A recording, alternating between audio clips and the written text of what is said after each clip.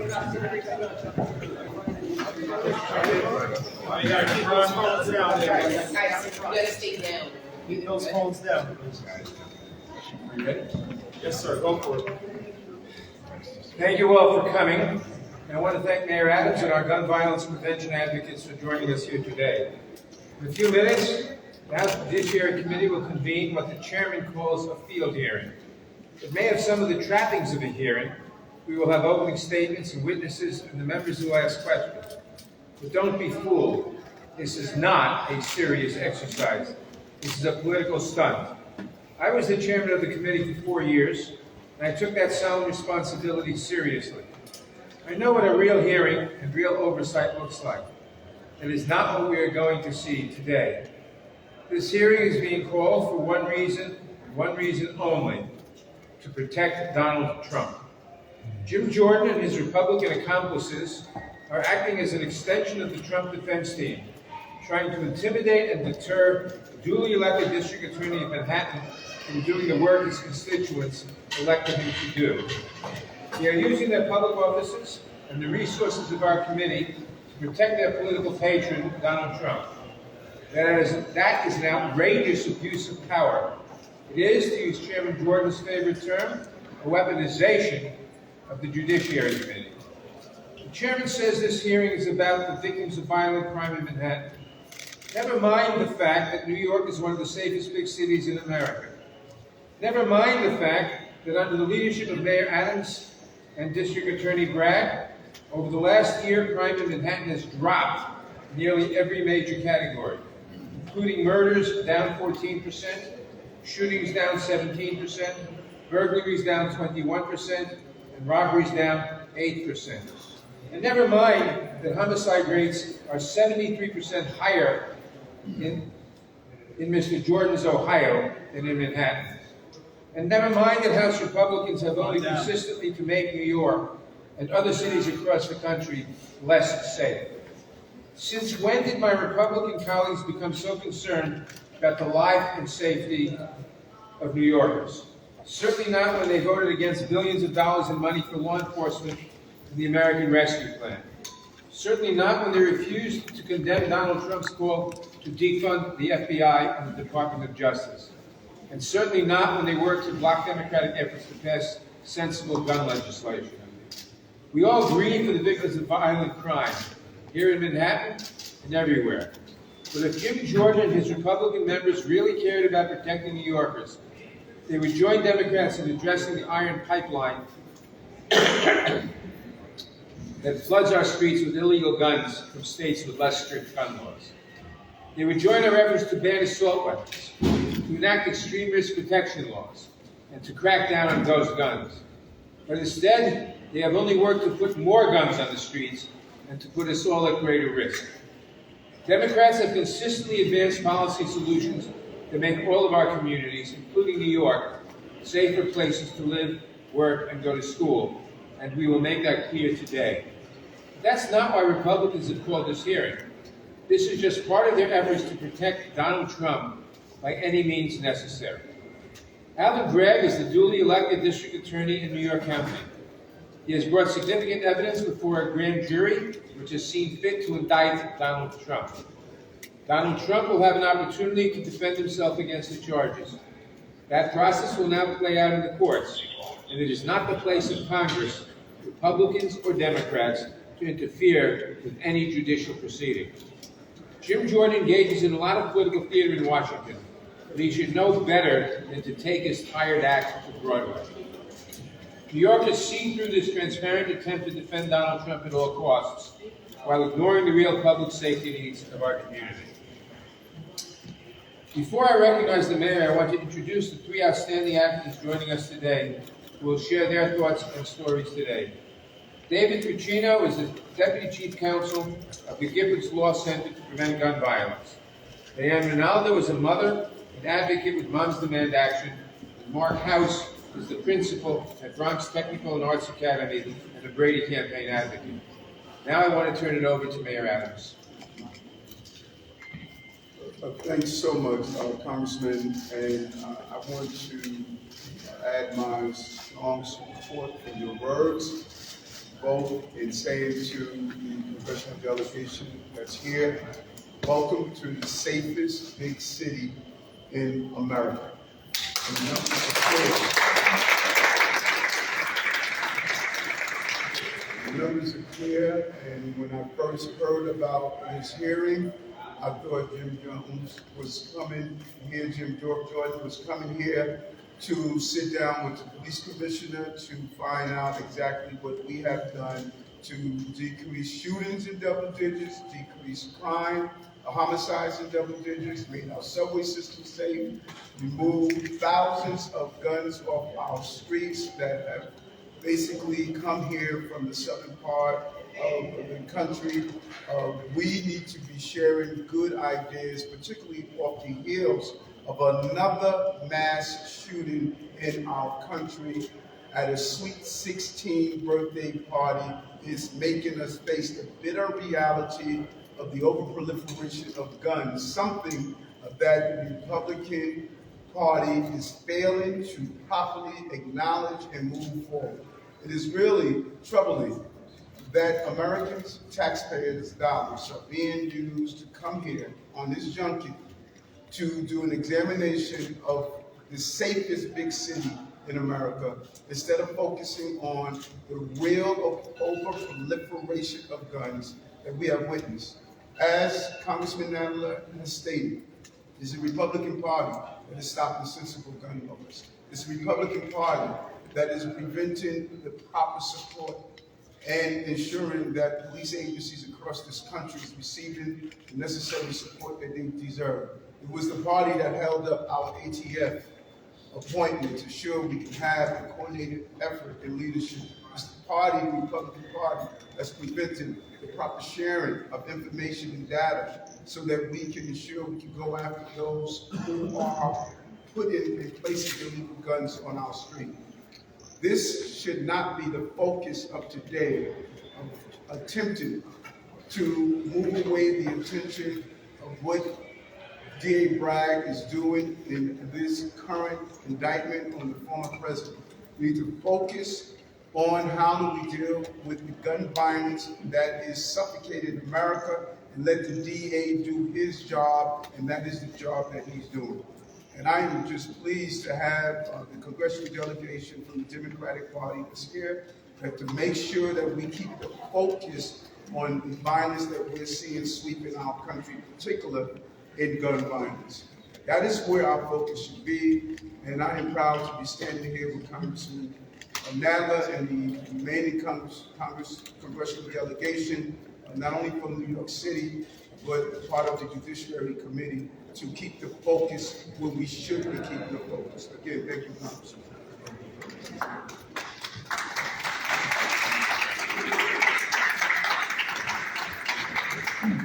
Thank you, Mr. Mayor. Up next is Diane Ronaldo with Moms Demand Action. Thank you, especially to Representative Nadler, my representative, Mayor Adams, and the other representatives here today. And thank you to Moms Demand Action and Students Demand Action and our partners in gun violence prevention across New York City.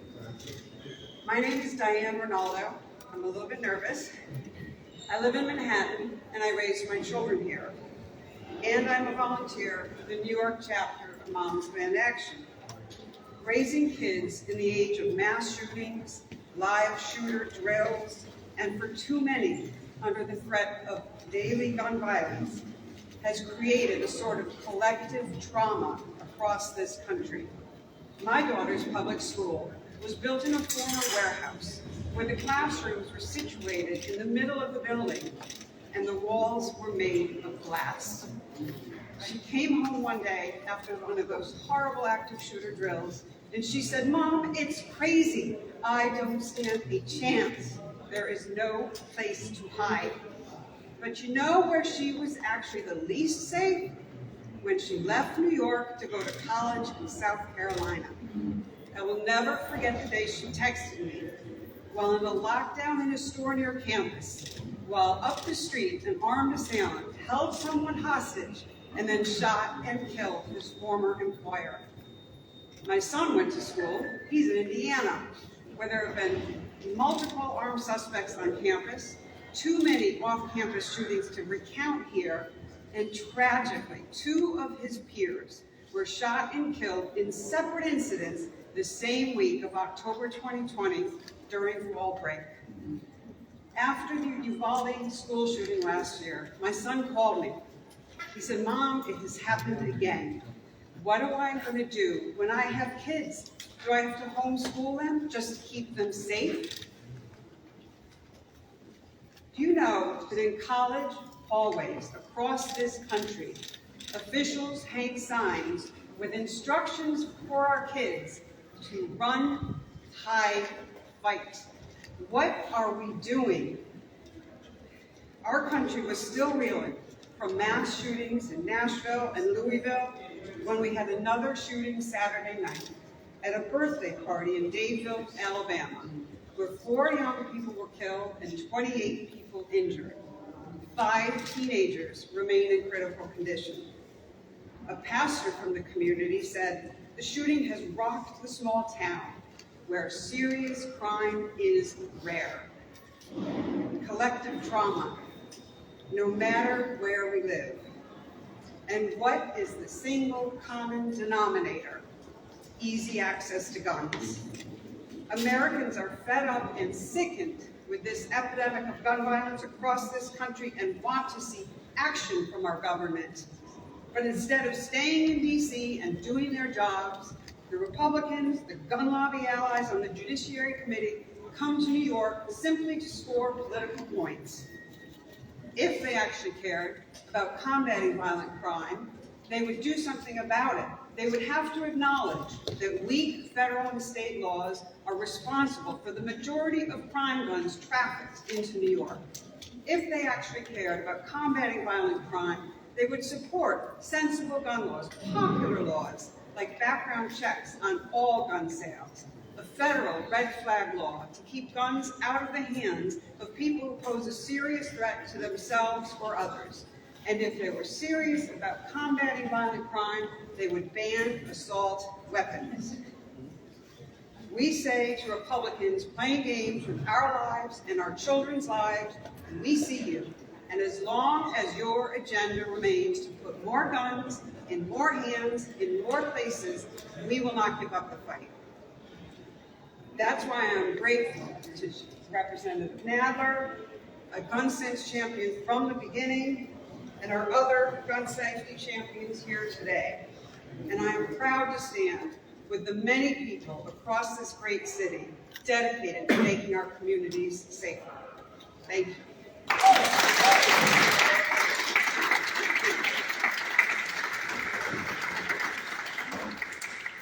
Thank you. Now we'll hear from David Puccino, Deputy Chief Counsel of the Giffords Law Center to Prevent Gun Violence. Thank you very much, Mr. Nadler, and thank you, Mr. Mayor. I'm very pleased to be here today with my fellow advocates to join you in noting what I think should be obvious, which is that gun crime is a gun problem. And I want to speak specifically about where the guns in New York City come from. We know that fewer than 8% of the guns that are used in crime in New York City came from New York. They come from Georgia, they come from Virginia, they come from Pennsylvania, they come from South Carolina, they come from North Carolina. 92% of the crime guns used in New York are coming from out of state. The problem of gun violence in New York is because of guns that come from elsewhere in America. New York is doing its part. It has strong gun laws, and those strong gun laws protect New York residents. What we need is we need other states to do their part, and more importantly than that, we need the federal government to do their part.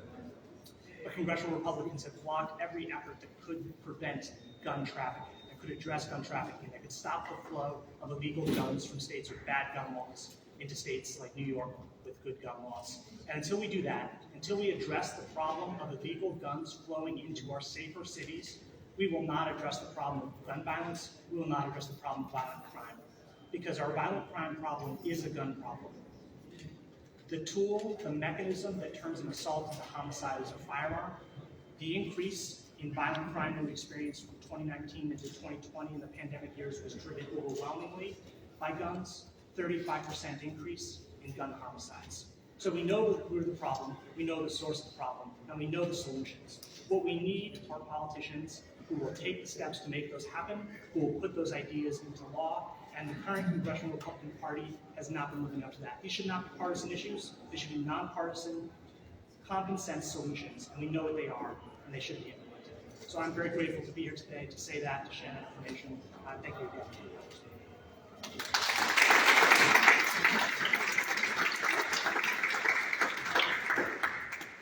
Finally, we have Mark House, principal of Bronx Technical and Arts Academy, who is representing the Brady campaign.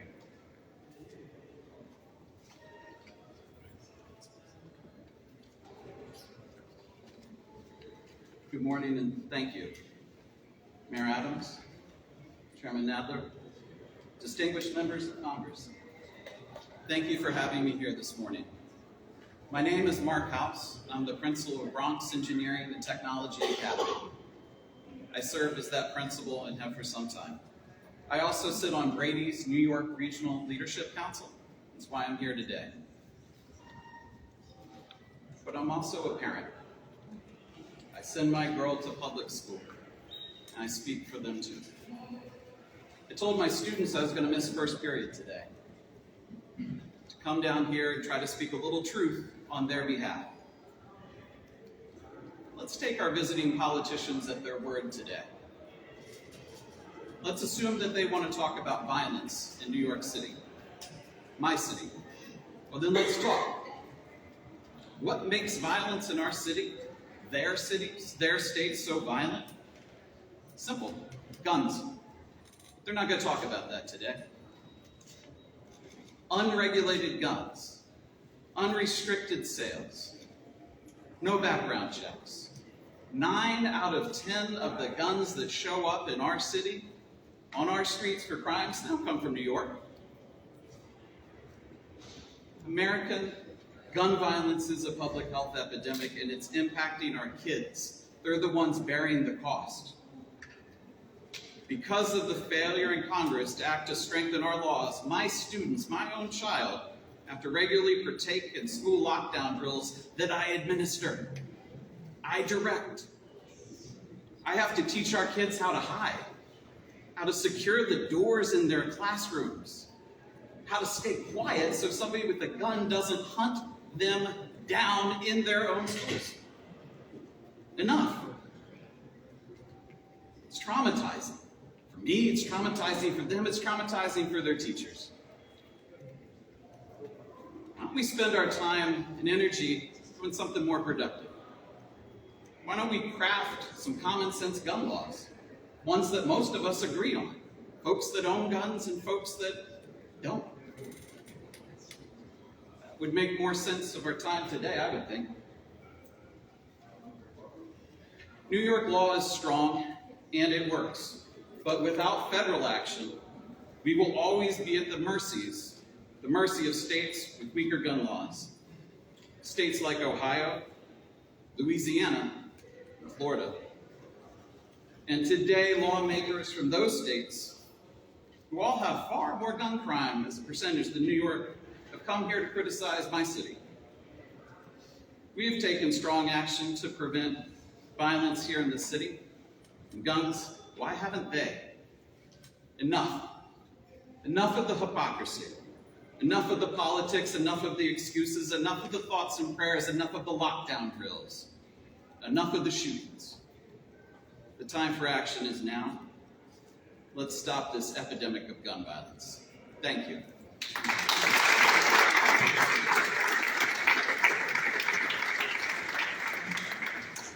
Thank you all for coming this morning.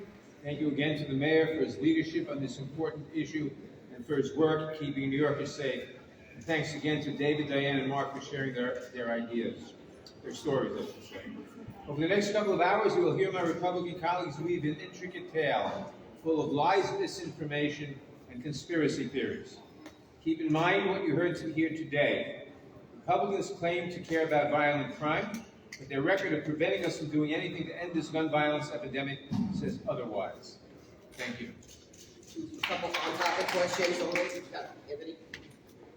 Congressman, talk about the cost that this is to taxpayers by bringing essentially this Washington hearing to New York City with the security and all that effort, and if that money would be better spent, say, coming up with other ideas to combat gun violence across the country. Well, I don't know off the top of my head how much it costs to bring this hearing here with all the attendant costs.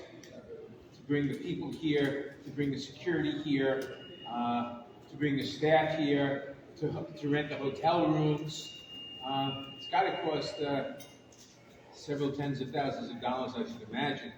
I'm not in charge of it, so I don't know, but it's got to cost several tens of thousands of dollars, and obviously we could spend that much more productively on law enforcement. Thank you. Question for you, Congressman Adler or Mr. Mayor. We've seen in the past few weeks here, Marjorie Taylor Greene coming here, Jim Jordan, other House Republicans, they're all beating the same drum, saying that this is basically a crime-ridden hellhole.